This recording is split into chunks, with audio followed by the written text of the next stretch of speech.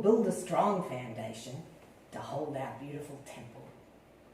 The foundation will be built without those nuts and bolts, well, some nuts and bolts, like diets, especially low-fat diets. You only have to look at those first 3 letters of that word, diet. And you only have to ask the farmers what they do with the poor little piggies when they send them to market. They feed them the skim milk. That fattens them up. So what are we going to concentrate for this foundation to build this temple? It's bacteria. The good bacteria. We're going to concentrate on about getting 85 to 15. 85% good bacteria and 15 bad. It's the bad bacteria that's overtaking your body that's doing all the cravings. So you can blame it on your bacteria. So that's what our focus is. We've got to, as part of that plan, remember we must be kind to ourselves.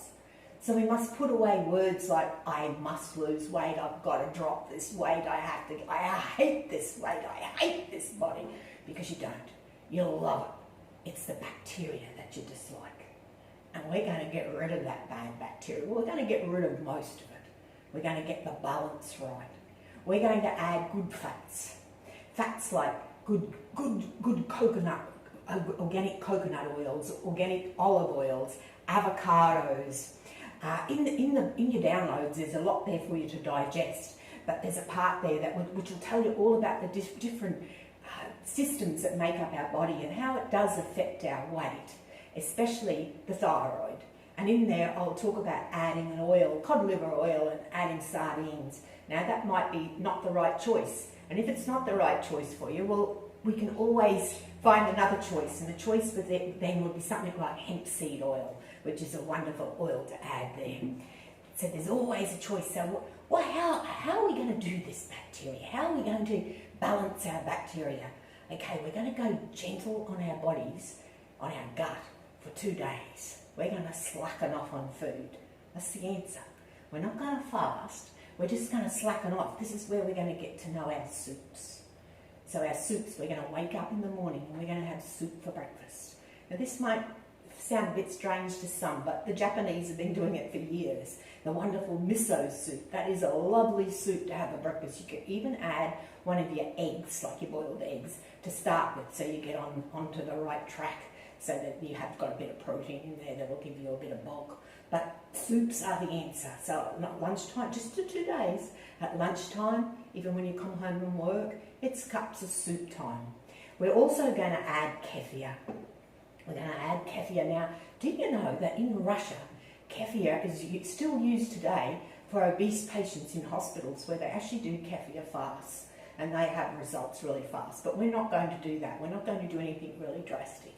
But kefir is really good. But also in Russia for many years, the Russian mums, after their babies have weaned, they get together in a group and they go on a kefir and soup fast for anywhere between 5 to 7 days. And they just drop their weight and they keep it off because their bacteria is right and they get back into the eating of their probiotic-rich foods. So there is a lot to this, and this is our answer to building the strong foundation. So we'll get to know kefir, and only small amounts. And you can have it, if you want to start off just on those 2 days, that's fine. Or just start like a teaspoon each day and build up until you get to about 30 to 60 mils a day. That's all we're talking about with the kefir. The brines that we spoke of, they're part of this building your foundation. So with the big kvass, remember that's the one for the liver, but it's detoxifying. We need to detoxify. So we'll start again small until you can get up to about 1/4 cup twice a day of your big kvass. If you want to just do it on those 2 days, you can, but otherwise do get into the routine and a habit where we can add it every day. Now, the sauerkraut brine, this is a real winner, this one. This one has been known way back for the father of naturopathy.